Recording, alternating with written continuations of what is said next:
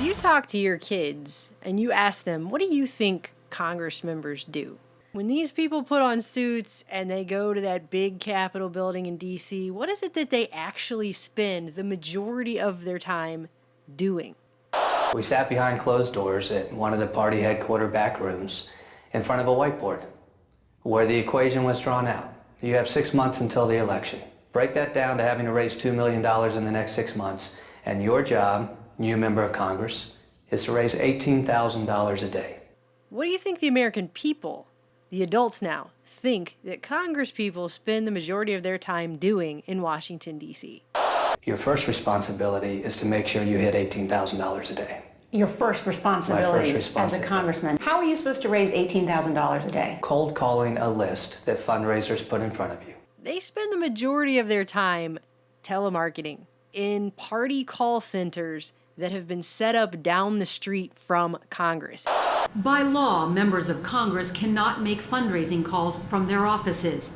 So both parties have set up call centers just a few blocks away. In little booths, with telephones, and with scripts, calling people up for money. This is where members of Congress sit behind closed doors and plow through lists of donors.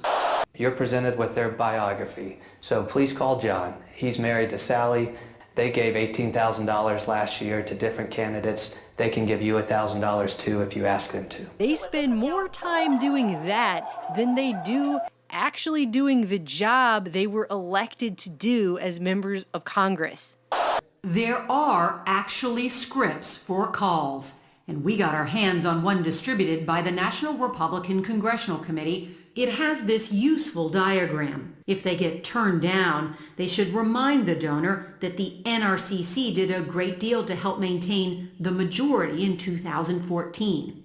And that's it, period. Congress is a bunch of telemarketers. They literally have a board on the wall that shows the tallies of what they're doing. This is exactly like working in a call center I've done it. So I know this is exactly what it's like.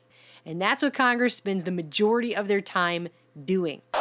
New Democratic members were shown a model schedule. It suggested representatives should spend 4 hours a day on call time and just 2 hours a day on the business of Congress. And even though Congress has an abysmally low 9% approval rating, or maybe it's jumped up to a whopping 11%, it doesn't matter because they've already proven that whichever Congress member raises the most money, they always get reelected 91% of the time. So it doesn't even matter that Congress is doing a bad job, and it doesn't even matter that Congress isn't doing any job except for telemarketing. There is no Congress. That's basically what's up. There's a bunch of fundraisers in suits. They go to a big Capitol building all day with briefcases and they act like adults doing actual jobs. Meanwhile, what they're really doing is calling people up and trying to get money, just like any other telemarketer would. But at the end of the day, the people who give the money don't even get a product for it. It's not like they even get long distance or like a sold on TV only piece of crap from China. No, they just end up getting nothing. What has your party said about how members of Congress should raise money?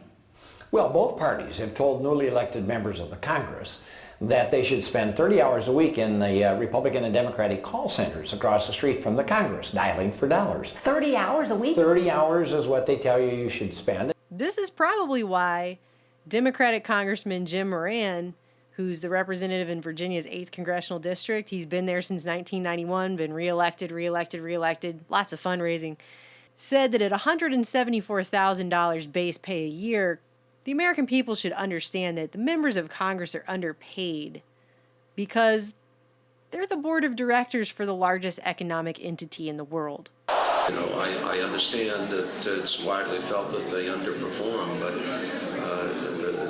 the fact is that this is the board of directors for the largest economic entity in the world. Rep. Moran said it. You don't have to like him. I think he sucks. I think they all suck because they all know. There are a bunch of telemarketers in suits. That's it. They're just running a business. They're helping to pass laws to continue running the business. That's all that's going on.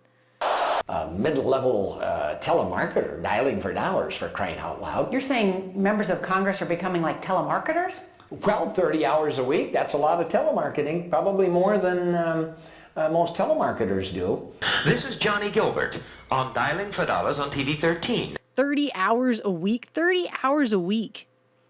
That's almost a full-time job, just telemarketing. They're not going to put a stop to this because the people that have been in there for a long time know where their bread is buttered. This guy is trying to put through the Stop Act, and there's no chance it's going to get passed. Everyone is making too much money to stop this system. But the new Congress people that come in, like this guy, and get told, hey, you want to stay in here, this is what you got to do, they're sick of it. They don't want to do that. People like Nancy Pelosi that just hang around year after year after year like herpes and just never go away, clearly figured out how this works and totally wanted a piece of that. It's called the Affordable Care Act. It's called the Affordable Care Act. It's called the Affordable Care Act. And the Affordable Care Act. Affordable, there's a reason. Affordable. Look how much he's worth now. Look at how much these people get from this system. So everyone is making money, but what's actually happening is the American people once again are being screwed and led to believe that there's a system in place here that's constitutional and democratic. It's a democratic republic, and they're lawmakers. Come on. Listening to my constituents, legislating, these are things I don't do. What I do is spend about 70% of my time raising funds for re-election. Real, hardworking Americans are important to me. It's a tagline I will be using throughout this entire campaign. So come November, the choice is clear. Do you want another spineless mouthpiece for special interest and lobbyists? Or a spineless mouthpiece for special interest and lobbyists? It's not even a real system. This is just a marketing scheme. And when people say, wow, this country's really corrupt, what's happened to this place? Are you kidding? America's elected officials are telemarketers.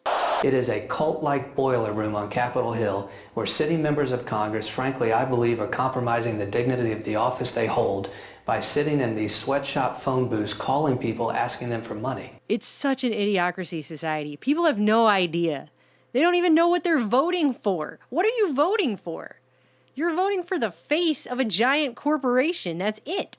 And you're not even really voting because your vote doesn't even really matter. This whole thing is it's not real. It's completely made up. It's amazing grown-ups still believe in this system. It's like believing in the Tooth Fairy.